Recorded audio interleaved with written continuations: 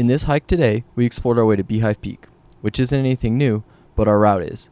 This trail was quiet with scattered water, beautiful views, and in the spring, waterfalls behind every turn. Local legend says that Beehive Peak is a man-made pyramid with the view to prove it.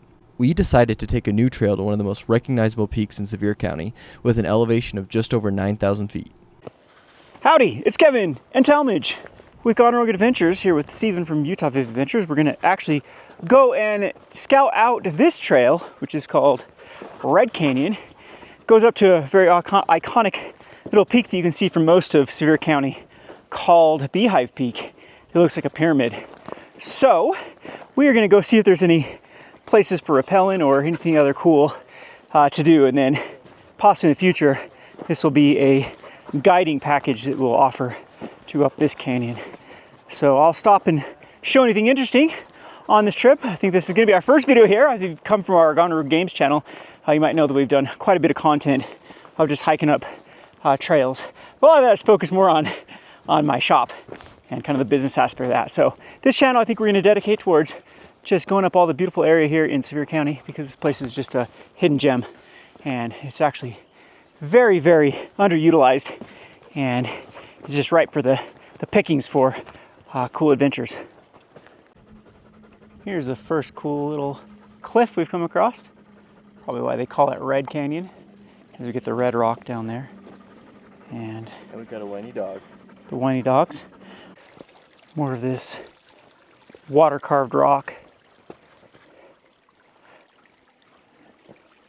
But when this is flowing, this made a cool little water slide. Maybe not. Maybe these jagged edges would not be ideal for that. But some of my favorite parts of these desert canyons is just this sort of rock. It's been weather worn and water worn. It creates these little slides through here. So far, such a beautiful canyon. This one's a lot greener than most of the canyons we go up in this Piedmont range. All right, this is our first little cool little waterfall. So we're going to have to come up here when there's a flash flood or in the spring runoff. So I think this waterfall, I wonder how much runs off the top of these cliffs too. Got this little bowl going on here. So the trail is pretty much maintained from cows going up and down this all year round. This is a lot of this area they let the free range. Guess we should be listening to this guy up here. He's the expert. Got a spring that's popping down. A muddy mess here. But yeah, this I think would look really cool after a rainstorm. Got different levels. They built a little trough. Yeah, someone's built a little trough down there to capture water. That's what they do. They say, yeah, they pull it up there and then fill the pipes and pump it down to different troughs to allow the cows and sometimes the wildlife. They do it for deer too. Now, this doesn't seem to be the best. One of the things I personally love is rock hounding. And so coming up here, we found some really cool like flint chert deposits. But this canyon itself in this more of this sandstone. So the Piedmont Mountain Range was formed when a seabed was basically lifted up from the tectonic plates. We have a lot of volcanic activity in this area too, so you'll have a lot of mixing between the volcanic and the seismic. But you can get these like calcite crystals that make geodes. This is kind of a cool like geode in some sandstone, so I think this is like calcite. It doesn't polish up the best, but it makes pretty cool specimens to, you know, be mementos. Of course, if I touch a rock, Chloe has to get it. That's why she has no teeth from picking up rocks her entire life. Ugh, that dog. And then what's cool too is you find these big conglomerate boulders. So these also are just a different layer of the seabed that just gets cemented together and then, you know, lifted up, and then they form structures because they're quite solid. And you can actually find things like quartz in here. Rose quartz is very common. You can find geodes in the conglomerate, lots of quartz nodules. Yeah, lots of what we call quartzite, which is a mix of sandstone and silicates. So, or sandstone and quartz. So really cool rock formations these make. We have another cool little waterfall here. You can see how much volume this little canyon is potential of, because you can see it flows all the way.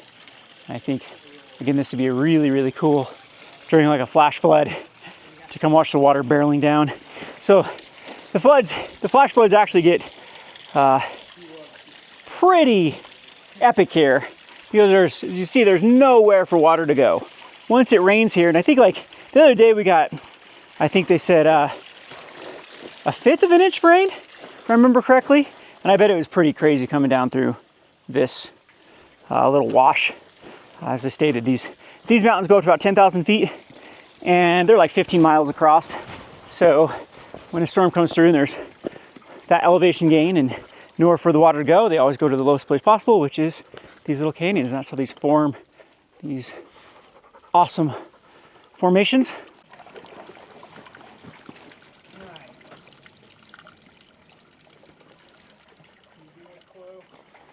See how the water's crashed down this.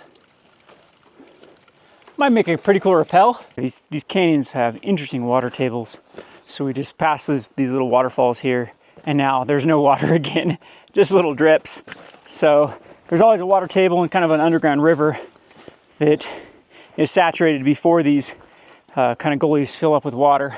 And it's always mind-boggling. You'll have water, and then you'll get up a little bit higher than no water, and then go up another mile and the water continues again in the gully. But yeah, so really cool backdrop here with the conglomerate rocks.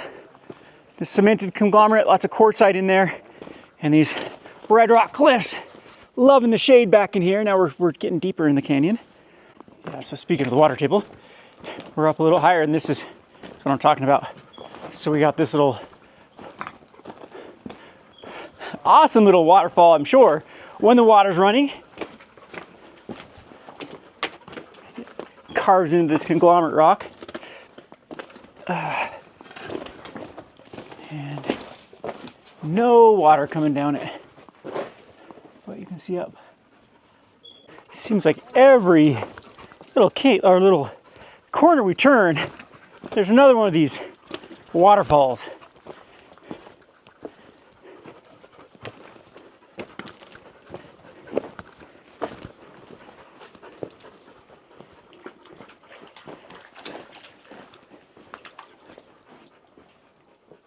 These are always cool formations where the river over years have just cut into the rock and cut deeper and deeper, create these little shelves.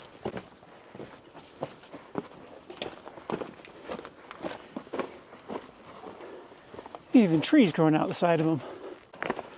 Another cool waterfall that we'll definitely have to check out when the water is flowing. You can see just the amount of water that can come down here and carve this. Alrighty, so we are not even close to the top yet, but up higher where it's definitely starts to turn from that desert look to more of what we usually think of mountains. So it's a lot greener up here. You see like the wildflowers.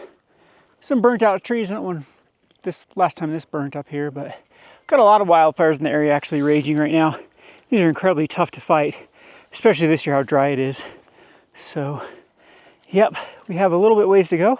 I thought this is interesting just to kind of show you the terrain up here. Again, not sure how much further elevation-wise we have to go up to Beehive. Not sure how high Beehive is. We'll look it up when we get back. But yeah, just absolutely still gorgeous up here. But this is one of the problems with the wildfires. You can see a lot of these dead trees. So there's a bark beetle that ends up infesting these trees and killing them. And then it's just so dry and lots of brush. And when a lightning strikes or a campfire gets left or someone drags a chain behind a car or whatever the reason, then these things ignite and it's just very, very tough to put them out. So yeah, it looks like there has been some that's gone through this particular canyon at some point in time. So you can see Beehive Peak peeking up over here. That's where we're trying to head. I think we're gonna have to wrap around and find something that traverses this ridge line. But that's one of the higher points is Beehive Peak. But let me show you something cool we found on the way. Look at this little calcite deposit of crystals. That is really cool. We are now kind of at the backside of Beehive Peak. Doesn't look so pyramidy up on this side of the view. We're going to try to find a way up this if we're going to actually summit the peak. Alrighty, so yeah, we're up at the base. Now we're trying to figure out, I think we'd have to backtrack off this other canyon ridge and then traverse it all the way up. So I think we've kind of messed up our path here. But yeah, it gets back to kind of a desert landscape up here. But you can see this is a little bit of an optical illusion of this. When you look at this from the distance, it does look like a pyramid.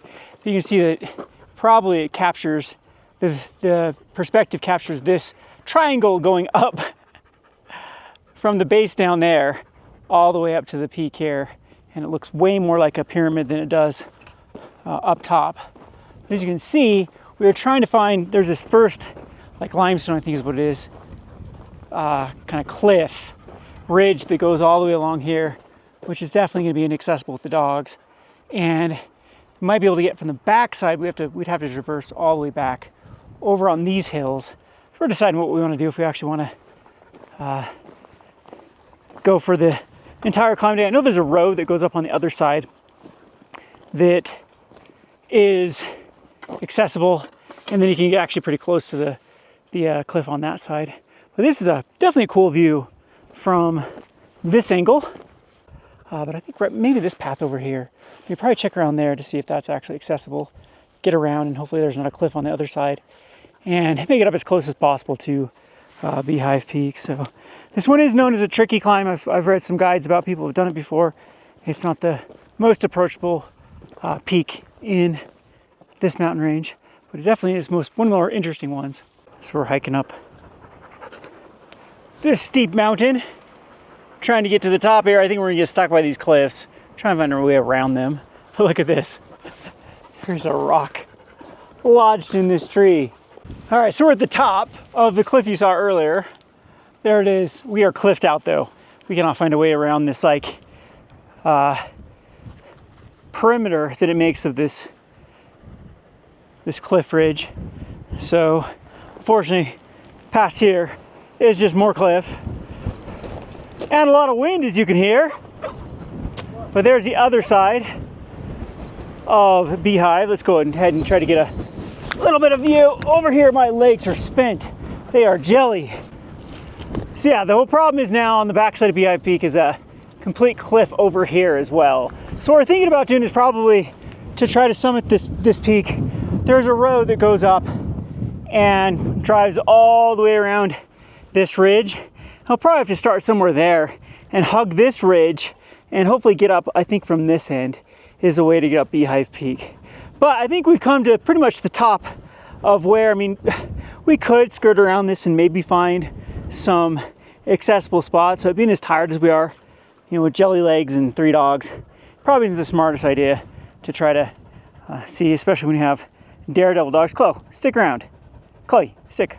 Yeah, so I think we're gonna head back around this ridge, try to find a trail that hits us back in the canyon, and work our way back down. But definitely a fun little hike for sure. Gets us up. We're probably at what, like 9,000 feet. You can see that there's like White Pine Peak over here that's a little bit higher, and just a beautiful, beautiful area here in the Pavant Mountain Range. So we'll be doing other trips like the Tusher Mountain Ranges and Monroe when it quits burning. All right, one last look at Beehive Peak from this angle. Doesn't look too much like a pyramid. A little bit you can see the structure. Like I said, I think it's an optical illusion when you're looking from like Salina down there. That's Salina City. You can see clear down in the distance. And if you look up at it, it does look like a pyramid, but it's because it's got that kind of slow angle all the way up.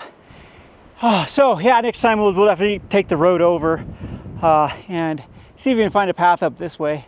See if we can summit this guy. Alrighty, we're back. Talmadge said what, 22,000 steps and 10 miles? Somewhere around that. And we're finally back to the car. So unfortunately, I wouldn't call it a bust. Like we were trying, the whole point of it was trying to get up to the peak of Beehive and got cliffed out there. I don't think it's accessible from the route we took, but this was definitely a really cool canyon. Probably should have got a few more pictures, but I think the ones we did definitely showcased how cool this will be in the spring. That's what we are all concluded that, yeah, come down when the water is, the snowfall's melting and watch those waterfalls. I think it'd be pretty cool. Or doing like a flash flood. What do you think, Chloe? I think Chloe's done. I think Buttons is done. We're gonna head out of here. And yeah, so check back, make sure to like, subscribe, all the good stuff for more content. We're gonna try to do these every weekend. We'll try to get some content out and show you this beautiful area in Richfield, Utah. It is just, yeah, it's just a gorgeous area. Come down and visit. Thanks for watching.